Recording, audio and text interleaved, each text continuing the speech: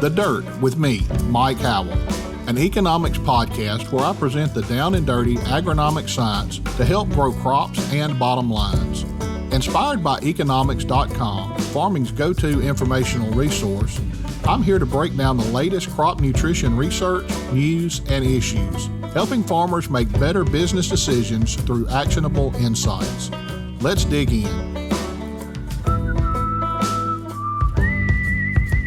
Listeners, welcome back to The Dirt. Glad you're tuning in again this week as we continue our focus on the Calgary Stampede and agriculture across Canada. To help us talk a little bit more about that today, we've got Amy Crozier. Amy is a marketing rep with Nutrien based in Canada. Amy, if you will, tell us a little bit more about yourself and what you do with Nutrien. Hey, Mike. Thanks for having me on. With Nutrien, I am the specialties marketing rep for ESN and MAP MST. I have a background. I have a family grain operation and dairy operation and have been in the industry for about 20 years and have been really happy to be part of the Nutrien team marketing our specialty products. Amy, if you will, tell us a little bit about your territory. What areas do you cover? I cover Alberta and British Columbia, so the two most western provinces. Okay, and what all crops are being grown in those areas this year? I know canola is always a major crop up there, but what other crops are y'all looking at? The most dominant, especially this year, just with the way the markets have been wheat and canola, but there's also a variety of specialty crops. And down in the south, we got some sugar beets. They grow some corn and potatoes. There's also some other potato pockets in the more central areas, as well as a lot of seed crops is grown, alfalfa, barley, silage corn. So there's a variety. There's a little bit of fun with some quinoa played with and some field peas as well. Okay, sounds like you've definitely got some diversity to keep you busy up that way. Amy, one thing we wanted to talk about today is the SeedMaster contest. If you would, tell us a little bit about what the SeedMaster contest is. The SeedMaster essentially reached out to a bunch of industry partners. They have a new drill, the SR Ultra. So it was a precision seed placement drill, and they wanted to partner with different people in the industry with some premium technologies to give one producer essentially 160 acres of gold is what they called it. It was with canola crop. We supplied our ESN technology, which was a really good fit. The precision seed placement with their canola seed that was supplied by BSF, and then we supplied the ESN, which was a perfect fit. It had 3 times the seed safety, and as well as it essentially provide a sufficient source of nitrogen. Okay, so how could a grower enter this contest? The contest launched, we have a big agricultural show in Red Deer, Alberta. It's called AgriTrade. And farmers could enter there. It launched in November of 2022, and it was drawn on January 26th. It had over 1,000 entries, and they just filled out an application, and then it was drawn on air with Real Talk Radio with Sean Haney. Okay, so it was more of a winning the prize instead of actually doing something to win the prize. Basically, they just filled out an application. Is that what I'm understanding? Yeah, so they went to the show. The ones that won it, from what I believe, is they filled out It was funny because he was saying, I wasn't sure I wanted to fill this out, and he doesn't win anything, but this time he did. Okay, so tell us a little bit about what he actually won. You mentioned the 160 acres of gold. What all is involved in that? It involves essentially everything that you need to grow 160 acres of canola. So that starts up in this area. It was a zero-till field with the SeedMaster. It is a precision place drill. They say you don't need to do a lot of field prep for it. So essentially started off with a pre-burn, all the chemistries that you need in order to control your weeds, fungicide in order to control any of the pests, sclerotinia and whatnot. Also included fertilizer. The ESN was donated by Nutrien for our premium technology. Essentially, it's a polymer-coated urea that is slow releases over the season to provide season-long feeding, as well as the canola seed. So essentially, it was everything that you need in order to grow a good canola crop on 160 acres. Well, Amy, it sounds like it's quite a prize for somebody to win, 160 acres. I'm glad the winners are able to enjoy that, and we're going to talk with them here in a few minutes and find out a little bit more about their experience this year and see how their crop's turning out. Before we do that, we're wanting to focus in on the Stampede a little bit this week, Amy. Can you talk a little bit about the Calgary Stampede and why that's so important for Calgary and Canada as a whole? Well, Stampede has been around since 1912. It's been a long tradition in Alberta. As a kid, I can remember going there with my family and always watch the rodeo, the midway, get a beaver tail. That was always a Canadian treat. You always look forward at the Stampede. Okay, wait a minute. Let me stop you right there. I know what a beaver tail is in my neck of the woods. We would trap beavers and take those and turn them in and get a bounty for every beaver we turned in. Somehow I don't think that's the same thing you're talking about. No, it's not actually off of beaver, fortunately. Essentially, it's a dough pastry that they deep fry, and they lather it up in butter and cinnamon and sugar. So it's every kid's dream. Well, that sounds a lot like what we call elephant ears down here. If it's anything similar to that, I know it's wonderful. I hate to interrupt you with that, but I wanted to make sure we knew what a beaver tail was. Yeah, so the Stampede is actually one of the largest festivals in Western Canada for the rodeo. And it's not just about the rodeo. It provides access for a lot of different community events. We have a lot of local kids that come and perform. You have your show riders, agricultural showcases, and it really just brings the entire community together. And it's a huge economic driver as well for a lot of the local businesses in the area that really depend on the rodeo. You mentioned a few things, and I've always watched the Stampede on television, and it's on the bucket list to get up there. I was hoping to get up there this year. It just didn't work out. I always thought about it as just being a rodeo, and it sounds like there's so much more to it than that. I had no idea that there was the midway aspect of it and all the rides and that kind of stuff. Sounds like quite an event for the family to go out to. I'm sure looking forward to getting up there one day. I'm not sure when it'll be, but that's definitely one of the things I want to get to before I get too old to travel anymore. Hope I still have a few years left to travel. Amy, you talked about going to the Stampede as a kid and some of your memories there. Do you have any really memorable experiences that you want to talk about a little bit, things that happened at the Stampede? Well, I married into a farm and I went to university for agriculture. I always lived rural, and the one thing I always loved, like the bronc riders and watching them. It was always just a family event, and we always looked forward because all our family ended up going down to Calgary. I have an uncle that lives down there, and it was a lot of excitement. And watching all the riders in the World Class Rodeo and the bull riding is always something to remember. Okay. Well, Amy, we sure appreciate you taking time out of your busy day to visit with us for a few minutes. We're going to move on now. We talked about the SeedMaster contest, and we have the family that actually won the contest with us today, and we're going to talk with the Krwyko family in our next segment. Listeners, I'm pleased to let you know that we have the winners from the SeedMaster 160 Acres of Gold giveaway with us today.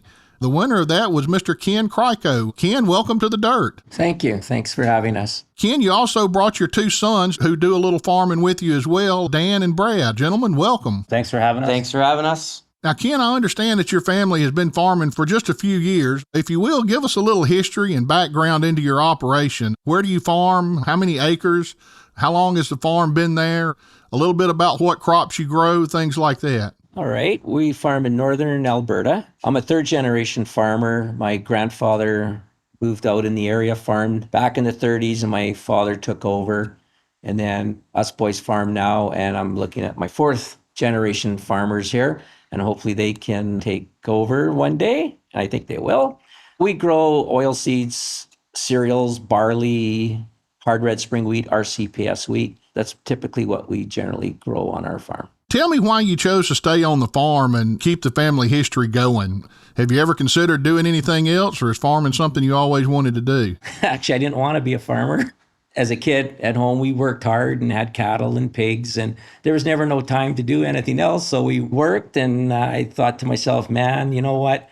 There's more to life than this. I don't really want to be a farmer. So I took up a sheet metal trade and went to Nate and got my ticket and everything doing that. And then after tin bashing for about 10, 15 years, I decided, you know what, maybe farming ain't so bad after all. So I come back to Dad and asked him if I could get back into the farm. He said, absolutely. And then we started farming, and then I decided it was time for me to branch off on my own. And I'm glad where I am now. Would I change anything? Absolutely not. I love being a farmer. Brad, obviously to keep a farm going for as long as you've had this one going, you have to be doing some things right. If you would, tell us a little bit about some of the practices that you do there on the farm that help make it sustainable so it's there for next year and can keep this tradition going long afterwards. I think the biggest importance for us between me, Dad, and Daniel working together is we can really get stuff done and focusing on things. And as far as keeping it sustained, we definitely work together with all the various tasks that we do. It's a lot easier for us to get things done and finish things up between the three of us. So that definitely helps a lot having all of us helping out. Definitely for the harvesting and the seeding and all that stuff as well. We're all pretty fussy with how we seed, obviously. It's the most important thing. So I think working together and making sure that we're doing the right job seeding, doing the right practices and cleaning, we definitely are helping ourselves sustain by helping each other out and having the right practices. Okay, and Dan, I'm going to ask you a similar question that I asked your dad earlier. Why did you choose to stay on the farm instead of venturing off into something else? Well, I kind of ventured off into something else. Out of high school, I went to university. I took a Bachelor of Arts degree. During that time, I worked for Sturgeon County. It's the county where we live. I worked in the ag department there. Did that for 6 years. After my Bachelor of Arts degree, I took a Bachelor of Education degree and got a job teaching high school social. And during that time, I was always on the farm, helping out on the farm whenever I could. And after I graduated university, I moved close to the farm, close enough that I could continue farming and helping out in the evenings and on the weekends. And even now, moving forward, starting on to pick up, just like Brad, farming more land ourselves and all working together to farm is one big farm, but we all farm land ourselves and kind of growing that way as well. It's easier to pick up more land when you have lots of help instead of trying to do it all by yourself. Exactly. So, Ken, let's talk a little bit about the 160 Acres of Gold giveaway. I'm not really familiar with that giveaway, so if you will, tell our listeners a little bit about what all you received as winning that. Well, I received a phone call from Tim from SeedMaster, and he informed me that I won this prize of 160 acres of gold. And at first, I didn't really believe it. I thought, it's got to be a hoax or something. But all in all, and Brad actually was notified first, and it was actually his birthday that day. And Brad texted my wife, Janine, because I couldn't answer my phone. And Dad's got to call Brad right away. It's very important. I did. And he told me what happened. And yeah, I was quite shocked and impressed and very happy about it. And what it involved was they were supplying 160 acres of Liberty seed, all the fertilizer, the chemicals, the use of a SeedMaster drill and tractor, sponsored through Martin Farm Equipment also in Edmonton. Also, we were given an agronomist for it and harvesting of it. We get a combine to harvest the field. Wow, that's quite a big prize. It was. Yeah. It was a very big prize. We were pretty excited and stoked about it. At first, it was sort of surreal. There's no way. And then after Tim and Dwayne came over and did a farm visit and we sat down, we went through everything. I go, okay, this is real. This is what's going down. So it was pretty cool. So I'm assuming by this time of the year, the crop's in the ground and everything's growing. Tell us a little bit about the crop and how it started off. What kind of conditions did you have and what the crop's looking like today?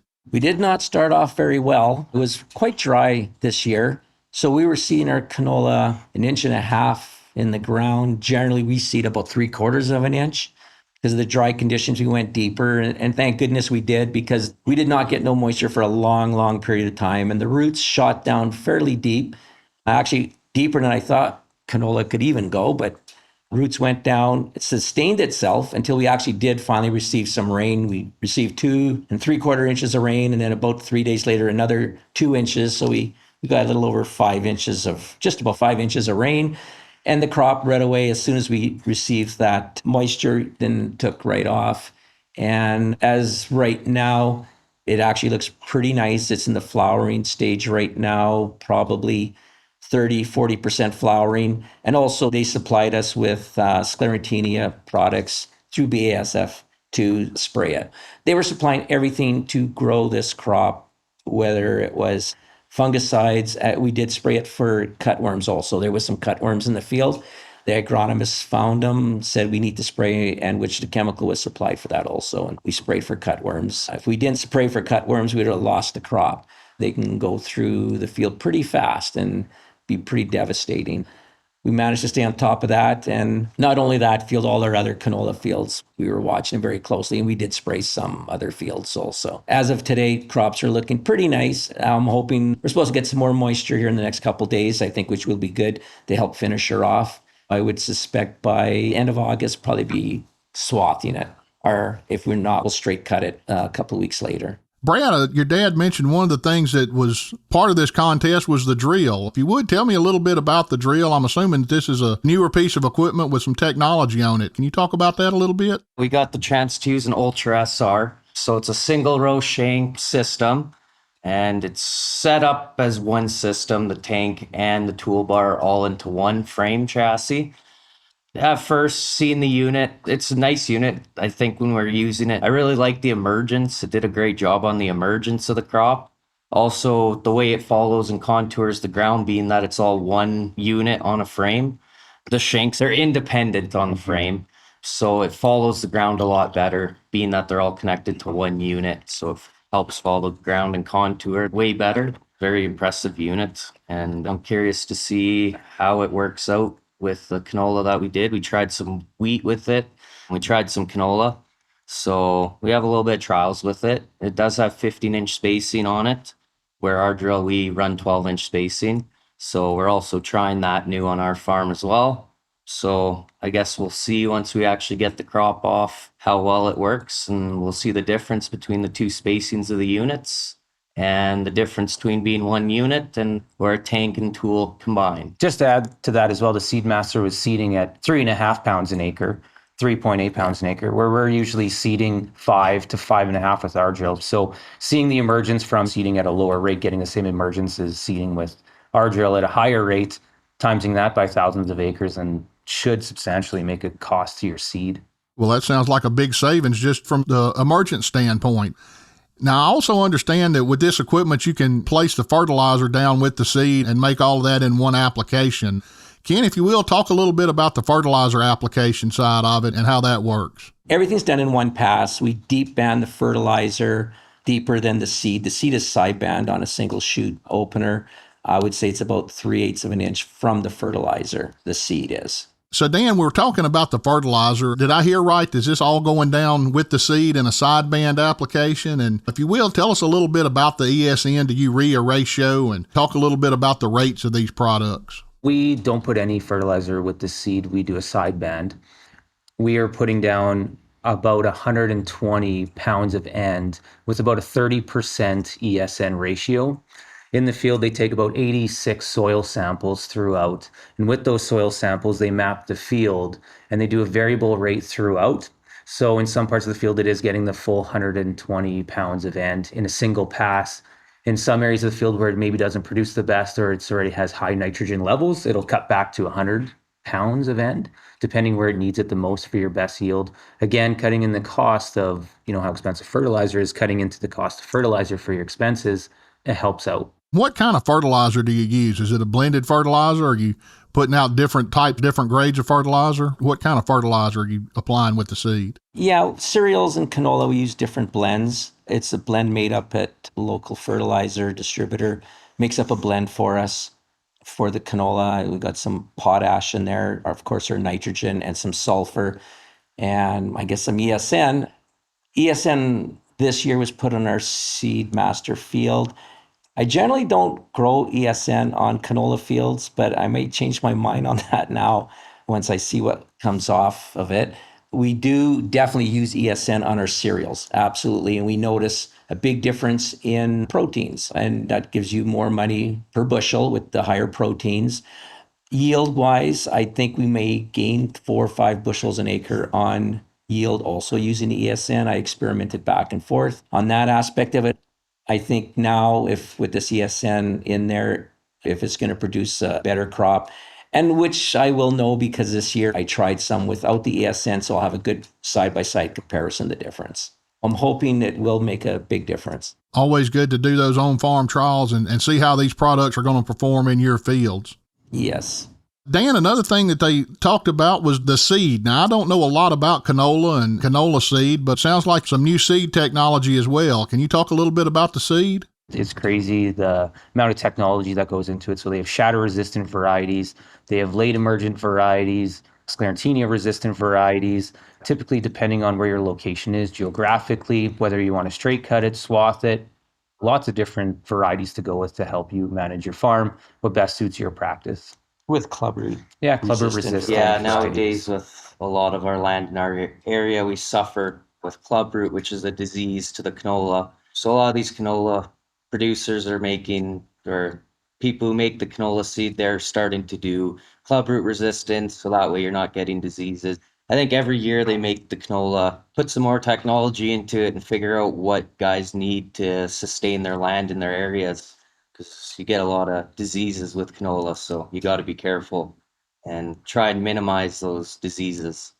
We also take crop rotation management on our farm, rotating crops every year to make sure that less disease, even for our wheat and canola, for better yields. Okay, sounds great. There's always something new and exciting coming along, and need to take advantage of these new technologies when we can. Ken, I understand this is y'all's first experience with the SeedMaster seeder. If you would, tell us a little bit about what you've learned and what could you tell somebody that may be considering using one of these. Give them a little advice before they get started with it maybe next year. I think the SeedMaster drill, again, I think we said earlier, it works on packer pressure, so it doesn't work off your frame for placing the placement of your seed.